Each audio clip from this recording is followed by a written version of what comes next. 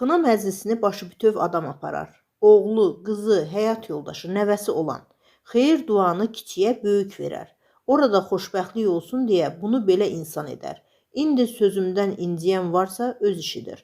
Əvvəl evdə böyüyün sözü keçərdi. Böyük məclisə kimi çağırırdı, o gəlirdi.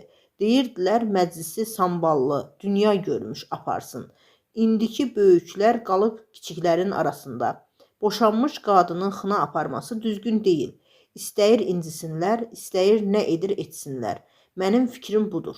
Demokrat axşamıza istinadən xəbər verir ki, bu sözləri əməkdar artist Gövhər Rızayeva öz aramızda verilişində deyib. Qarmon ifaçısının bu sözləri digər xına aparanların xoşuna gəlməyib. Proqrama zəng edən rəqqasə Fatimə Fətəliyeva musiqiçinin sözlərinə etiraz edib. Kim başıbütövdür bilmirəm.